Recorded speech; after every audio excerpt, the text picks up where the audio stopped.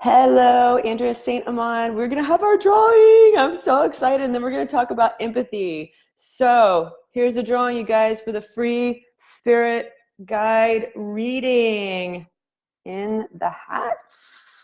Yay. All right. Everybody's name is in here. And here we go. Super exciting. Sure, I only have one.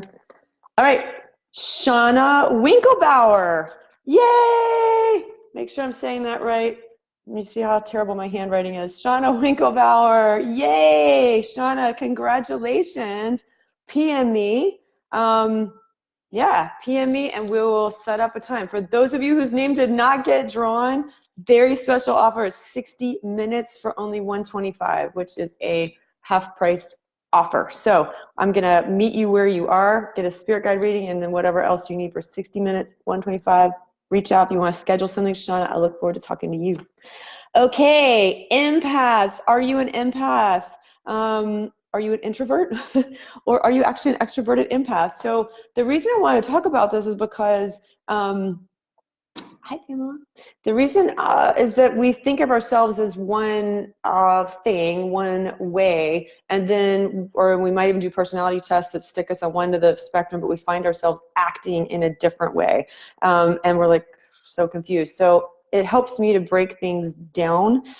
So think about soul level. Your soul level energy, that part of you that's all of you, that's connected to source, that energy never, ever, ever changes.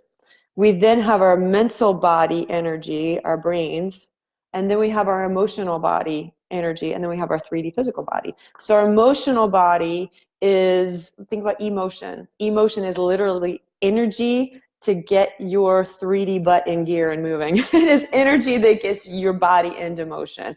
So if your emotional body is taking on everybody else's emotional stuff, that's, if you're an empath, that's what's happening. It might put you at odds at your soul level energy. So your soul level energy might be really extroverted, but you're taking on everybody's stuff. You are exhausted and you have to go run hide under the bed for 2 days after you've been in an outing. So the more you, so we're just going to focus on empathy energy here, but that might be why some of you are feeling at odds. Like you really do recharge and like being around people, and then you're exhausted. So how I test out actually is right on the edge of introvert extrovert, but how I manifest success is I got to get really extroverted. And when I learned that, I was like, that can't be right. If you had told me a year ago I was going to be doing Facebook Live, not just working with people one-on-one, but have a group and working with people on a different level, I literally would have put my head like in the sand and been so petrified and overwhelmed. But that's the empathy thing, not the introverted part of me. So empaths, generally, we're always taking on everybody else's stuff. We also have gotten a really bad rap. How many of you think it is weak to be an empath? So many years ago, sort of seeing people around me who were overly sensitive or being told I was overly sensitive. A lot of us are told, like, just get over it, or get a thicker skin, or buck up, or why is this still bothering you? Why are you still hanging on to this? And you kind of don't know what's going on, and you feel like you're weak. You feel like the gift of empathy is a problem, and it's something that we actually need to ignore and somehow fix.